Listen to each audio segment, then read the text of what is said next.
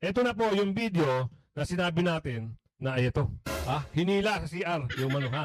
Pasok ate. Papatanong nito sa akin, yung binalya ka ni Anton Lagdameo sa CR, hindi ko masyado na na asundutan yung tanong doon. Pinapatanong ng ating mga viewers, nung binalya ka niya sa CR, di ba dalawang pagkakataon, yung una sinabi niya, kung kailangan mo lang ng, chuk-chak, andito lang ako. At una, hindi niya narespeto yung uncle niya. Hala? Gustong yayain ng tsuktakan ito sa ate puti? Obo? Tumitindig pa ba yan? Sa edad mo na yan? Ang tanong natin stronghold pa ba yan? Sige tuloy. Is your partner.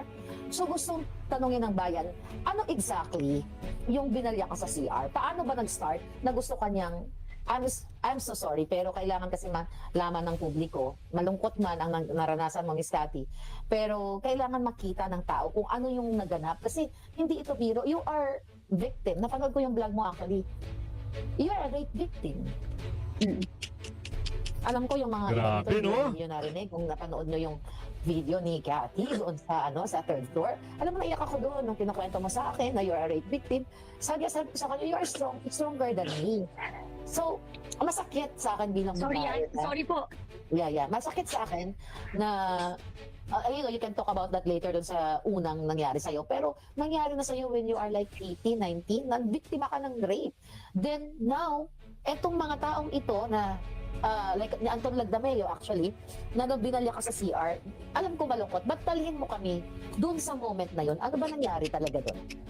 Yung ano kasi, parang, ako kasi, parang sabi ko nga, simula nung may nangyari sa akin, nung na-rape ako, ano siya, parang feeling ko wala na magseseryoso sa akin. So whoever is there, ano lang, parang, mahal ako na ito. Parang sige, pagsisilbihan ko to. Parang iyan na yon, parang slave. Alam mo yung ganun, di ba? Kasi iniisip mo na, wala na wala na magsaseryoso. So, syempre, hindi naman ako nagka-boyfriend noon. Kahit i-kalkalin nila, grade school, high school, never ako nagka-boyfriend talaga. So, nung nangyari to sa akin, na na-shock ako. Kasi di ba, Grabe, no? hindi mo ina-expect na parang, yung parang you respect them, then you thought, edukado, and enjoy niya. Tapos parang, nag-CR ako, tapos sumunod siya.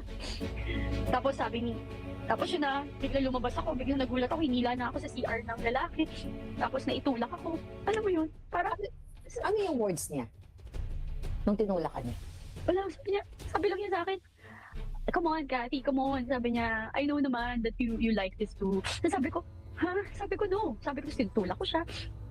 Tapos, sobra siyang lasing Sobra siyang bangag na lasing. Hindi ko na maintindihan kung more on lang Hindi ko alam kung, kasi kapag kunwari sobra kang high, dapat gising kayo, di ba, sa cocaine? Hindi, alam mo yung ginagawa mo, malakas lang yung loob mo. So, nakakakilabot. So yan mga kasama, ayun ang kwento.